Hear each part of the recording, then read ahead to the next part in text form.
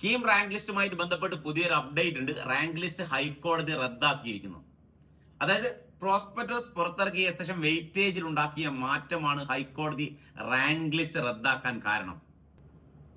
ആദ്യം ഇറക്കിയ പ്രോസ്പെക്ടസ് പ്രകാരമാണ് റാങ്ക് ലിസ്റ്റ് പബ്ലിഷ് ചെയ്യുന്നതെങ്കിൽ കേരള സിലബസിലെ കുട്ടികൾ റാങ്ക് ലിസ്റ്റിന് ഒരുപാട് പിറകിലോട്ട് പോവുകയും CBSE ICSE സിലബസിൽ എഴുതിയ കുട്ടികൾ റാങ്ക് ലിസ്റ്റിന് മുൻപിലേക്ക് വരികയും ചെയ്യുന്ന ഒരു അവസ്ഥയുണ്ടായിരുന്നു. അപ്പൊ അതുകൊണ്ട് തന്നെ ഒരു 4-അംഗ സമിതിയെ നിയോഗിക്കുകയും മാർക്ക് ഈക്വലൈസേഷനാണ് പുതിയൊരു ഫോർമുല കണ്ടെത്തുകയും അതിന്റെ ബേസിൽ പുതിയ റാങ്ക് ലിസ്റ്റ് പബ്ലിഷ് ചെയ്യുകയും ചെയ്തിരുന്നു. ആ റാങ്ക് ലിസ്റ്റ് ആണ് ഇപ്പോൾ നിലവിൽ റദ്ദാക്കിയിരിക്കുന്നത്. ഒരുപക്ഷെ ഇത് ഏറ്റവും വലിയ തിരിച്ചടിയായിരിക്കും കുട്ടികൾക്ക്.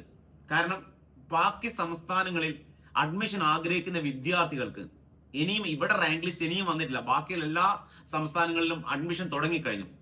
ഈ റാങ്ക് ലിസ്റ്റ് റദ്ദാക്കി പുതിയ റാങ്ക് ലിസ്റ്റ് പുറപ്പെടുവിക്കുന്നതിന് ഒരുപാട് സമയം വരികയും കുട്ടികൾക്ക് അഡ്മിഷൻ എടുക്കാൻ അവരുടെ ഭാവി തന്നെ അവതാളത്തിലാവുകയും ചെയ്യുന്ന ഒരു അവസ്ഥയുണ്ട്.